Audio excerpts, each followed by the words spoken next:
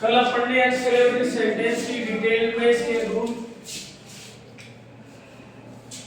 Read किए थे। Exclamatory sentence की डेफिनेशन याद की। एक्सक्लेमेटरी सेंटेंस होते क्या है ये आपको बताया गया। इस एक्सक्लेमेटरी सेंटेंस की डेफिनेशन आज वापस रिपीट कर देते हैं। एक्सक्लेमेटरी सेंटेंस जो होता है इसमें सडनली अचानक से कोई भी इंफॉर्मेशन, चाहे वो सैडनेस हो, चाहे हैप्पीनेस हो या सरप्राइज की, अचानक से जब हमें कोई ऐसा इनपुट हमारे माइंड को मिलता है, ऐसी कोई घटना या सूचना की जानकारी जब हमें मिलती है जिससे कि अचानक से हम खुश हो जाते हैं, दुखी हो जाते हैं या सरप्राइज की स्थिति में चले जाते हैं, तो ऐसे वाले सेंटेंस ऐसे एक्सक्लेमेटरी सेंटेंस कहलाते हैं। आप अभी बैठे हो, अचानक से अगर खुशी की इंफॉर्मेशन या खुशी की बात अगर आपको मिले, अचानक से हैप्पीनेस हो जाएगी, आप आराम से हैप्पी हो। अचानक से कुछ सैडनेस इंफॉर्मेशन या न्यूज़ आपको मिल जाए तो क्या हो जाएगी? सैड हो जाएगी। तो ऐसे सेंटेंस जो हमारे माइंड को अचानक से खुशी के पल को एंजॉय करने के लिए प्रेरित करते हैं या सैडनेस की स्थिति में ले जाते हैं या सरप्राइज की स्थिति में ले जाते हैं, उनको एक्सक्लेमेटरी सेंटेंस कहते हैं। और सेकंड इसकी डेफिनेशन ये है कि वह सेंटेंस जिसके अंदर एक्सक्लेमेशन मार्क हो, इसको क्या बोलते हैं? Exclamation mark. हिंदी में इसको बोलते हैं विस्मयादि बोधक वाक्य। अब देखिए, कल इसके रूल्स अपन ने पढ़े थे कल की क्लास में। आज हम इसके कुछ एग्जांपल्स करते हैं सॉल्व, जिससे आपको क्लियर हो जाए। इसके कुछ एग्जांपल लेते हैं। डायरेक्ट का सेंटेंस है। अब यहां देख रहे हैं फर्स्ट जो सेंटेंस है, यहां क्या लिखा है? alas he is no more, exclaimed she। अब एक्चुअली जनरली क्या होता है, ये सी इधर आता, आपने तो ये पढ़ा है सी सेड या सेड टू, यहां क्या आ गया? एक्सक्लेम्ड, तो बच्चे कंफ्यूज हो जाएंगे। सेकंड कंफ्यूजन कहां पे होगा? आप फर्स्ट में अलास आ गया, क्योंकि आपने तो ये वाले पार्ट पढ़े ना, ही सेड पहले आता है, ही सेड टू आता है, अफर्मेटिव में सेड टू लगता होगा, तो यहां पे कंफ्यूजन नहीं होना। अगर ऐसा सेंटेंस कोई है, चलिए ये पार्ट कहां आना चाहिए था? यहां। अगर उधर आ गया तो प्रॉब्लम कहां है? कोई प्रॉब्लम नहीं है।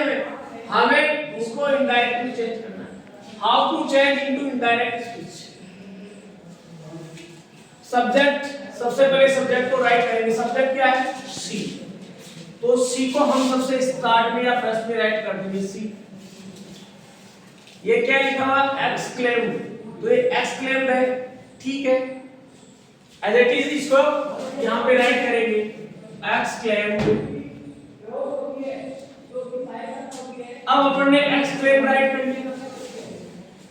अब इस सेंटेंस को पढ़ेंगे। इस सेंटेंस को रीड करने से पता चलता है लास्ट इसको रिप्रेजेंट करता है सैड को, दुख को प्रकट करता है। कल आपको बताया था अगर सेंटेंस में कोई सैडनेस बात हो तो हम सैड को एक्सक्लेम्ड विद सोरो में चेंज करेंगे, लेकिन यहाँ पे सैड तो है नहीं, डायरेक्ट एक्सक्लेम्ड है। एक्सक्लेम्ड के आगे अपन राइट कर देंगे विद एक्सक्लेम्ड विद सोरो। करेक्ट है? यहां तक का कंप्लीट हो गया। अब ये आ गया इन्वर्टेड कोमा, ये कोमा और इन्वर्टेड कोमा, ठीक है।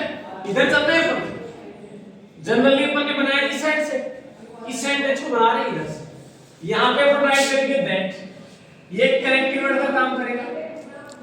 दैट लग गया, दैट लग गया। अब इसमें क्या है? सब्जेक्ट, दैट लग गया, इसको हम हटा देंगे, ये नहीं राइट करेंगे, ये जो है हट जाएगा। ही है, सब्जेक्ट ही है, तो थर्ड पर्सन सब्जेक्ट है। अगर यहाँ पे सब्जेक्ट फर्स्ट पर्सन होता आई और बी, तो वह रिपोर्टिंग वर्ब के सब्जेक्ट के अकॉर्डिंग चेंज होता। यदि यहाँ पे सब्जेक्ट सेकंड पर्सन यू होता तो वह रिपोर्टिंग वर्ब का जो ऑब्जेक्ट है उसके आधार पर चेंज होता। बट यहाँ पे सब्जेक्ट क्या है? ही है, और ही सी इट व एनी नेम ये थर्ड पर्सन सब्जेक्ट होते हैं जो नो चेंज, उनमें कोई चेंजिंग नहीं होता है, जैसा है वैसा का वैसा राइट करेंगे। तो यहाँ पे क्या राइट किया हुआ है ही, इस ही को हम यहाँ पे राइट कर देंगे, कर दिया। अब हेल्पिंग वर्ब देखिए इसमें क्या आ गया इज, डायरेक्ट का सेंटेंस है उसमें अगर इज एम आर में से एनीवन कोई भी हेल्पिंग वर्ब आती है तो जब इनडायरेक्ट में चेंज करेंगे तो यह वॉज वर्ब में चेंज हो जाएगी, ठीक है, और वॉज वर्ब भी सब्जेक्ट के अकॉर्डिंग लगेगी। यहाँ पे ही के साथ इज आया है लेकिन हम यहाँ पे ही के साथ क्या कर देंगे इनडायरेक्ट बनाएंगे तो वॉज कर दिया, नो का नो राइट कर दो, मोर का मोर राइट कर दो, ये फुल स्टॉप लगा दिया, कंप्लीट चेंज हो गया, कोई प्रॉब्लम हुई नहीं। ऐसे ही सेकंड वाला सेंटेंस देखते हैं, ये कुछ अलग है, ये हाउ से स्टार्ट हो रहा है, तो कल ये भी बताया था कि जो हाउ से शुरू हो, वोट से शुरू हो या वोट एस से शुरू हो, ऐसे सेंटेंस भी क्या होते हैं एक्सक्लेमेटरी सेंटेंस ही होते हैं। क्या करेंगे हम, अगर सेंटेंस का सेंस नहीं समझ पाते, इसमें दुख को प्रकट किया जा रहा है, इसमें सैडनेस को प्रकट किया जा रहा है, इसमें खुशी को बताया जा रहा है, प्रसन्नता की बात बता रहे हैं, हैप्पीनेस की बात बताई जा रही है, अगर आपको पता ना रहे तो डायरेक्ट आप क्या करेंगे सैड को एक्सक्लेम्ड में चेंज कर दो, ओनली सैड की जगह एक्सक्लेम्ड लिख के छोड़ दो, बस लिख दिया। अब आपको पता नहीं है इसमें सरप्राइज है सैडनेस है क्या है, वैसे हाउ लग किया गया, कितना लकी हो, कितना सौभाग्यशाली, सरप्राइज है इसमें, लेकिन आप को इसका सेंस का पता नहीं चला तो डायरेक्ट आपने एक्सक्लेम राइट कर दिया, कोई दिक्कत नहीं है, रॉन्ग सेंटेंस नहीं होगा, ठीक है। अगर जब सेंटेंस का सेंस आपको समझ में नहीं आए तो आप डायरेक्ट एक्सक्लेम राइट कर सकते हो सैड की जगह। अब हम क्या करेंगे, ये कोमा है, इन्वर्टेड कोमा स्टार्ट होकर के आगे रिपोर्टिंग स्पीच का वाक्य सेंटेंस है, तो यहाँ कनेक्टिव वर्ड किसका यूज करेंगे, दैट का यूज करेंगे, ये कनेक्टिव वर्ड दैट लगाएंगे। अब कनेक्टिव वर्ड दैट लगाने के बाद में सेम जो फर्स्ट जो रूल है वो सेम वैसे रहेंगे, कैसे, सबसे पहले सब्जेक्ट राइट करेंगे, सब्जेक्ट क्या है आई, ये कौन सा सब्जेक्ट है फर्स्ट पर्सन सब्जेक्ट है ना, यदि फर्स्ट पर्सन सब्जेक्ट आई और बी हो डायरेक्ट के वाक्य में तो वह इनडायरेक्ट बनाएंगे तो किसके आधार पे चेंज होगा, रिपोर्टिंग वर्ब के सब्जेक्ट के आधार पर, इसी के आधार पर चेंज होगा ना। तो यहाँ पे क्या है आई और रिपोर्टिंग वर्ब का सब्जेक्ट है ही, यहाँ आई भी सब्जेक्ट की जगह है और ये रिपोर्टिंग वर्ब का ही भी सब्जेक्ट की जगह है, तो हम यहाँ पे राइट कर देंगे ही, क्लियर। हेल्पिंग वर्ब इसमें एम है, तो डायरेक्ट में अगर इज एम आर यदि हेल्पिंग वर्ब आती है तो इनडायरेक्ट में वो जे वर्ब में चेंज कर दें अकॉर्डिंग टू सब्जेक्ट, तो सब्जेक्ट ही है, सिंगुलर सब्जेक्ट है तो वर्ब भी सिंगुलर राइट करें, क्लियर है। सिंगुलर वर्ब हमने राइट कर दी। अब कल आपको एक रूल और बताया था, ग्रेट या वेरी लगाएंगे तो लकी बच गया, इसको तो हटा ही देंगे ना, ये तो अब आएगा नहीं, हट जाएगा क्योंकि हम इसको अफर्मेटिव में चेंज कर रहे हैं ना, एक्सेलेरेशन लकी है तो ग्रेट लकी को है हो नहीं सकता है, तो वेरी लकी तो इससे पहले वेरी ऐड कर देंगे और लकी का लकी राइट कर दो, एंड इससे लास्ट में एक्सक्लेमेशन मार्क हटा के फुल स्टॉप लगा दो, सेंटेंस कंप्लीट हो गया, कोई प्रॉब्लम है नहीं। ऐसे ये थर्ड वाला है, इसको हम इनडायरेक्ट में चेंज करेंगे, थर्ड सेंटेंस को इसको इनडायरेक्ट में चेंज करेंगे तो सेम ऐसे हो जाएगा।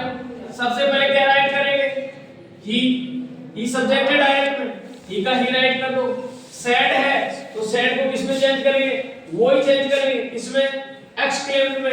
अगर आपको सेंस समझ में नहीं आया तो इसमें what a beautiful car he has purchased, इसमें भी सरप्राइज है, तो यार अगर आपको सेंस समझ में आ रहा है तो पूरा लिख दो, क्या लिखिए सैड की जगह इनडायरेक्ट में exclaimed with surprise, exclaimed with surprise right कर दिया। यहां ये कोमा और इन्वर्टेड कोमा हट जाएगी, करेक्टिव वर्ड क्या राइट करेंगे, दैट राइट कर दिया। दैट राइट करने के बाद में ये जो है व्हाट है ये भी हम इसको हटा देंगे, व्हाट है भी हट जाएगा और क्या लिखेंगे, सब्जेक्ट क्या है ही, थर्ड पर्सन सब्जेक्ट है, थर्ड पर्सन सब्जेक्ट का ऐसा राइट कर दो, ही को उतार दिया, हेल्पिंग वर्ब हैज आ रही है, तो यदि डायरेक्ट में हैज हेल्पिंग वर्ब आती है तो इनडायरेक्ट में क्या करते हैं, हैड में चेंज करते हैं। तो हैज की जगह इनडायरेक्ट में हैड कर दिया। परचेज है तो परचेज थर्ड फॉर्म है, परचेज का परचेज राइट कर दिया। अब ब्यूटीफुल कार है तो इसके लिए ग्रेट लगाएंगे या वेरी, वेरी ब्यूटीफुल कार हो जाएगा, तो यहाँ पे वेरी ऐड कर देंगे, ये राइट करेंगे वेरी। और लास्ट में ये जो बच गया ब्यूटीफुल कार, ये ब्यूटीफुल कार यहाँ पे राइट कर दो।